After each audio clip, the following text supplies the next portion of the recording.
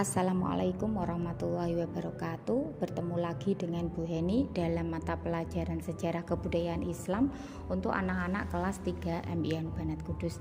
Pada kesempatan kali ini kita akan belajar tentang bukti-bukti kerasulan Nabi Muhammad SAW. Sebenarnya setiap kali Ibu Heni menyampaikan materi, di situ sudah terdapat bukti-bukti kerasulan Nabi Muhammad SAW. Seperti contohnya ketika materi menjelang kelahiran Nabi Muhammad, ya, ketika Nabi Muhammad masih kecil, ketika Nabi Muhammad menginjak remaja dan dewasa, banyak sekali hal-hal yang menjadi bukti bahwa Nabi Muhammad adalah calon seorang rasul. Sebelum kita memulai pembelajaran pada kali ini, kita baca basmalah terlebih dahulu bersama-sama. Bismillahirrahmanirrahim.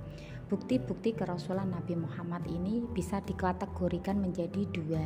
Yang pertama kita biasa sebut dengan irhas. Apa itu irhas? Irhas adalah kejadian-kejadian luar biasa sebelum diangkat menjadi seorang rasul. Sedangkan kategori yang kedua yaitu adalah mukjizat. Mukjizat ini bisa kita artikan sebagai kemampuan luar biasa yang diberikan Allah Subhanahu wa taala setelah seseorang diangkat menjadi seorang nabi atau rasul. Sekarang kita berikan contoh yang mana irhas dan yang mana mukjizat. Contoh irhas yang dialami oleh Nabi Muhammad SAW yaitu ketika menjelang kelahirannya terjadi penyerangan tentara bergajah di kota Mekah, ya, yang mungkin di nalar manusia itu mereka tidak bisa dikalahkan, tetapi karena kuasa Allah mereka bisa dikalahkan dengan burung ababil. Peristiwa tersebut diabadikan di dalam Al-Quran surat Al-Fil ayat 1-5. Juga ketika Nabi kecil ini usia 5 bulan beliau sudah bisa berjalan, usia 9 bulan beliau sudah bisa berbicara, dan usia 2 tahun sudah bisa mengembalakan kambing. Bahkan ketika beliau ini berusia 4 tahun, Nabi ini pernah dibelah dadanya oleh malaikat Jibril, kemudian hatinya diambil dan dibersihkan dengan air Zam-Zam. Ketika beliau ini diasuh oleh ibu susuannya, oleh kakeknya dan oleh pamannya, beliau ini tidak pernah berperilaku buruk, tamak, dan tubuhnya selalu bersih. Bahkan beliau ini selalu menjaga akhlaknya. Dan orang-orang yang mengasuhnya pasti mendapatkan keberkahan dari beliau, ya. Juga ketika beliau ini berjalan, beliau ini selalu dinaungi oleh awan. Jadi beliau ini tidak pernah kepanasan ketika berjalan. Kemudian terdapat tanda kenabian yang ada di antara dua pundak. Tanda kenabian ini biasa disebut dengan Khatam an-Nubuwah, yang artinya adalah stempel kenabian, ya. Tanda ini telah ada sejak lahir, yaitu berupa tahi lalat berwarna hitam kekuning-kuningan yang berada di antara kedua pundak Nabi Muhammad. Tanda ini telah diketahui oleh pendeta Buhairo dan telah diterangkan di dalam kitab-kitab suci terdahulu seperti kitab Injil, kitab Taurat, kitab Zabur, ya.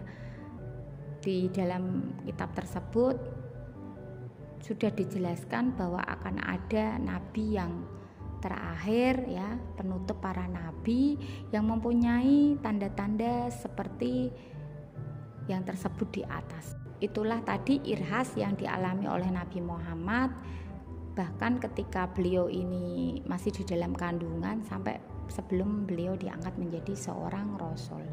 Yang selanjutnya adalah mukjizat, ya. Mukjizat Nabi Muhammad yang pertama adalah Al-Quran. Al-Quran ini merupakan pedoman hidup bagi seluruh manusia. Al-Quran ini diwahyukan kepada Nabi Muhammad ketika beliau ini menjadi seorang rasul. Al-Quran ini merupakan petunjuk dari Allah yang disampaikan melalui malaikat Jibril ketika beliau ini menjadi seorang rasul, ya.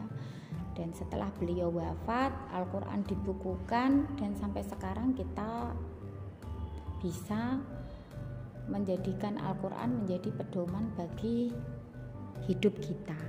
Yang kedua adalah Isra Mi'raj.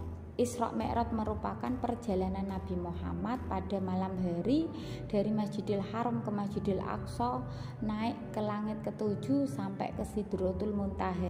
Di Sidratul Muntaha beliau bertemu dengan Allah, kemudian Allah ini memberikan perintah kepada Nabi Muhammad agar menjalankan sholat 5 waktu yang sekarang kita kenal dengan sholat duhur, asar, maghrib, dan isya ya. Peristiwa Isra Mi'raj terjadi pada tanggal 27 Rajab.